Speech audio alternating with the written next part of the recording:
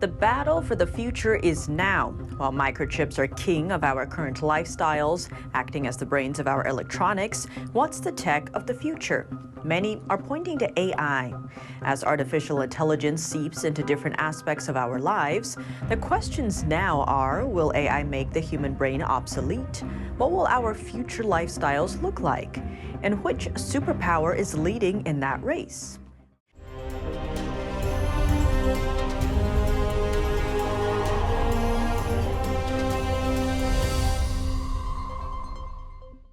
Welcome to China in Focus. I'm Tiffany Meyer. Before we dive into today's news, make sure to subscribe to our newsletter through the link below.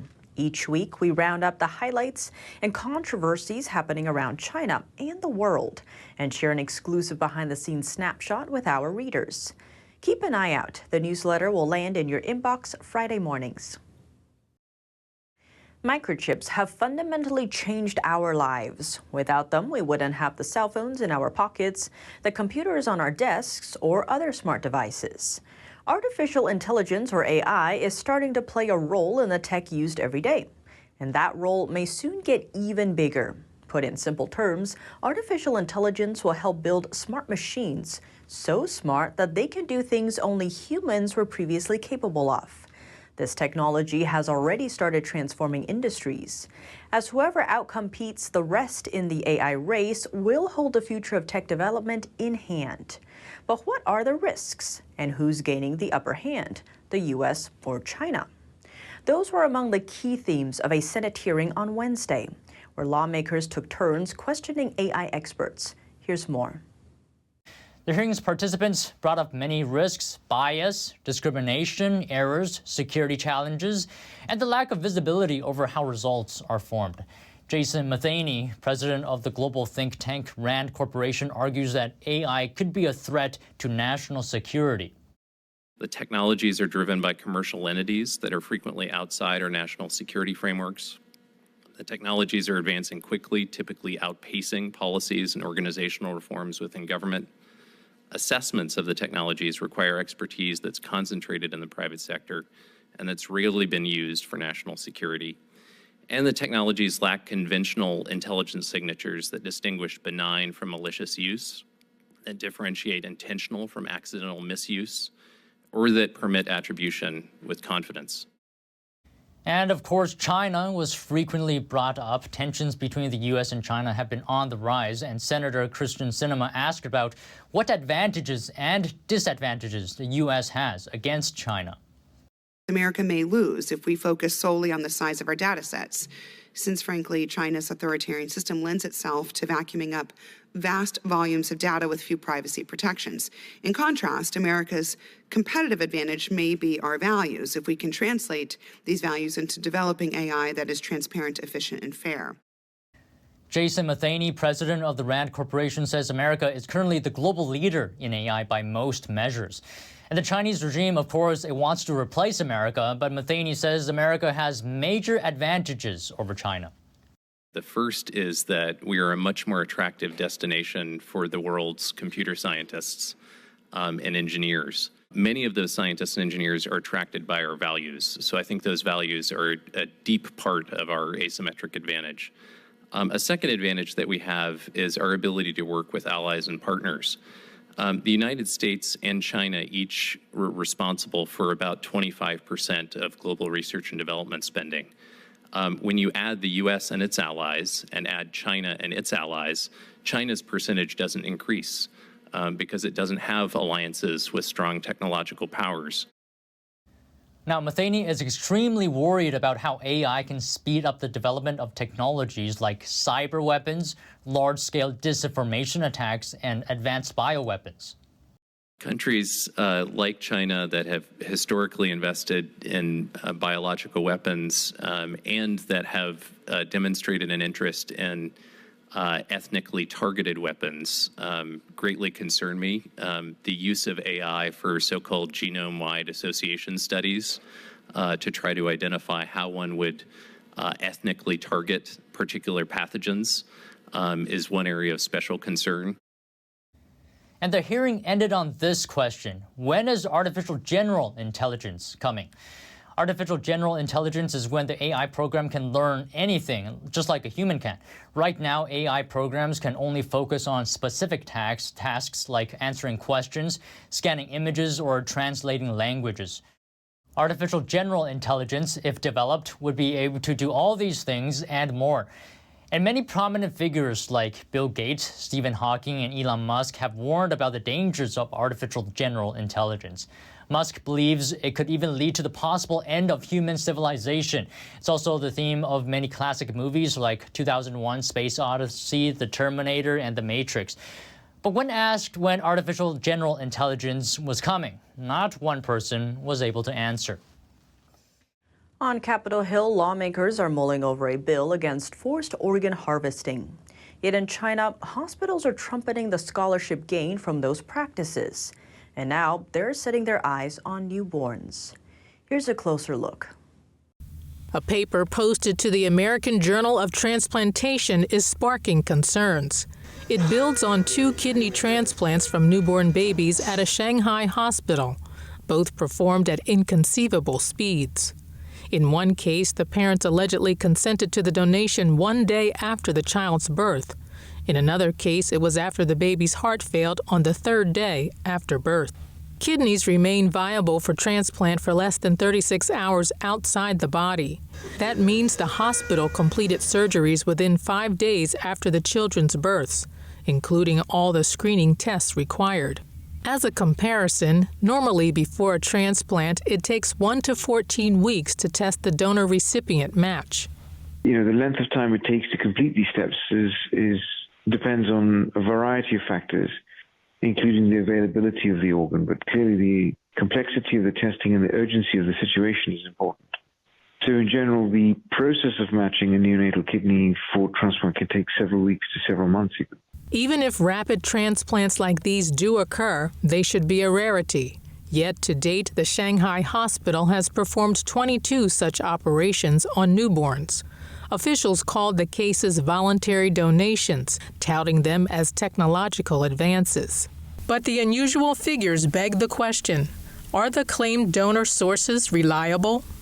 These anomalies evoke reminders of an infamous crime tied to the Chinese Communist regime: the forced organ harvesting of Falun Gong practitioners and other prisoners of conscience. Since the early 2000s, evidence has mounted that organs of detainees have been removed for profit while the unconsenting donors were still alive. In 2018, a London international tribunal ruled that the situation has been going on for years in China on a significant scale.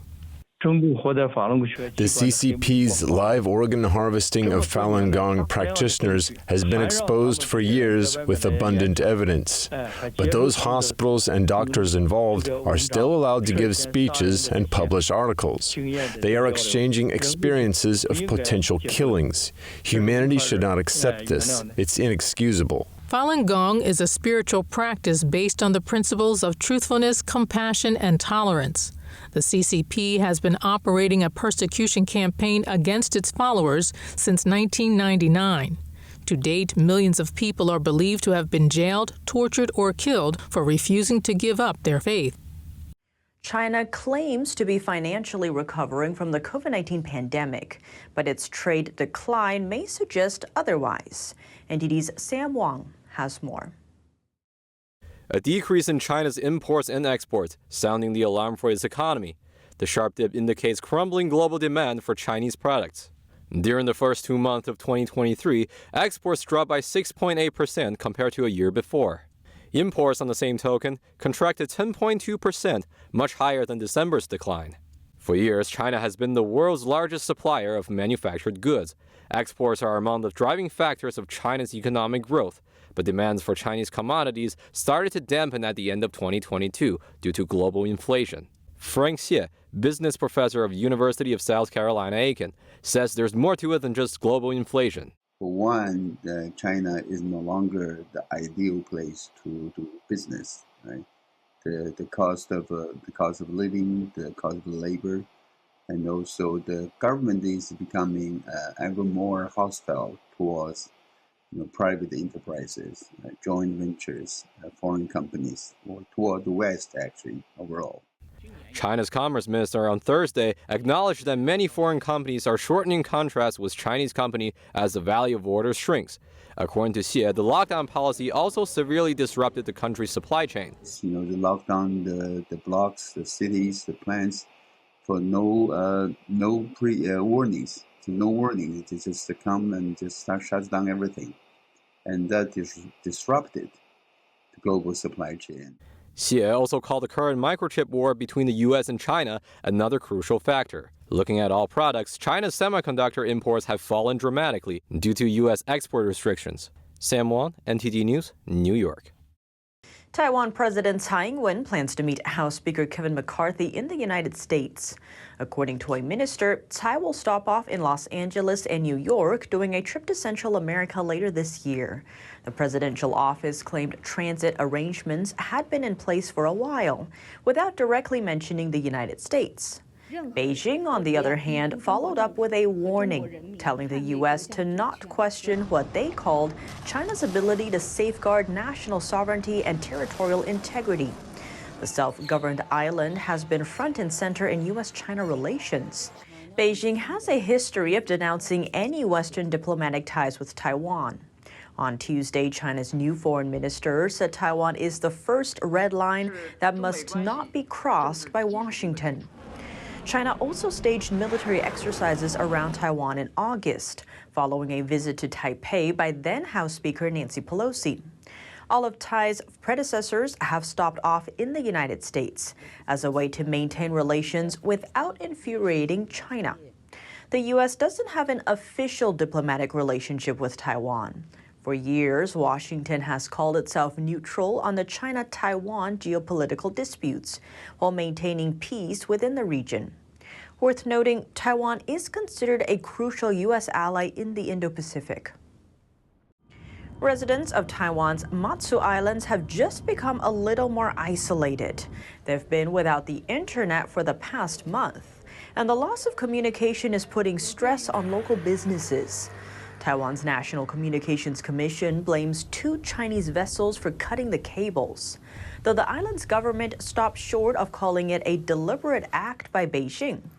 There's no direct evidence to show the Chinese ships were responsible. Bed and breakfast owner Tsai Yu says it's taking a toll on business. After the submarine cables were cut off, many customers chose to cancel their reservations for March and April.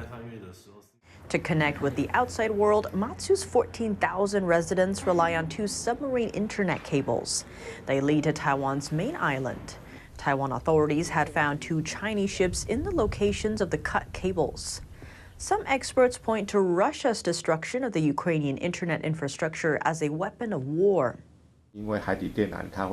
Submarine cables can enable the global economy, so Taiwan needs to invest more resources in repairing and protecting the cables.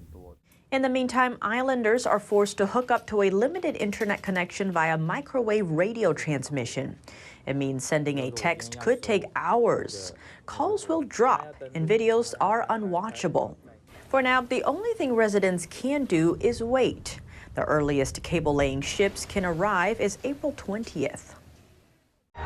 Australian Prime Minister Anthony Albanese is in India. The visit is to bolster ties between 2 countries in the face of an ever more aggressive Chinese regime. For Australia, India is a top-tier security partner. The Indian Ocean is central to both countries' security and our prosperity. Albanese became the first foreign leader to board India's first home-built aircraft carrier.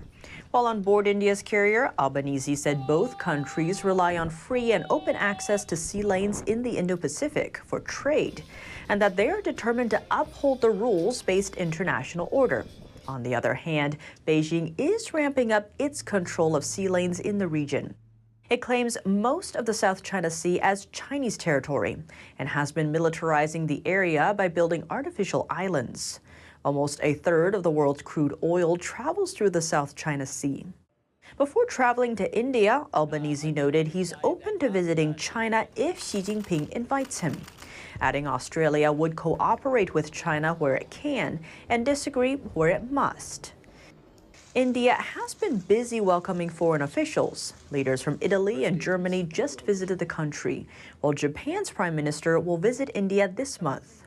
And U.S. Commerce Secretary Raimondo is there now, joining a group of American business leaders. As for Albanese, he's headed to the U.S. following his India visit. Officials are expected to unveil a submarine deal during his trip. That's all for today's China in Focus on YouTube. We're now sharing a shortened version of our program here after being demonetized for 2 years. Here's what to look out for in our second half. Foreign companies are phasing out their China operations, but is this a growing trend or just a blip on the radar? We hear from John Pelson, author of Wireless Wars, for his take on investor confidence in Beijing and the Chinese Communist Party's current outlook. China would be willing, in my opinion, Chairman Xi would give up his country's wealth and standard of living if he could trade it for geopolitical control over the rest of the world, if he could export his collectivism that he talks about as being the way for the rest of the world. The full episode is available on our partner platform, Epoch TV. To sign up, click the link down below. Thanks for watching China in Focus. I'm Tiffany Meyer. See you tomorrow.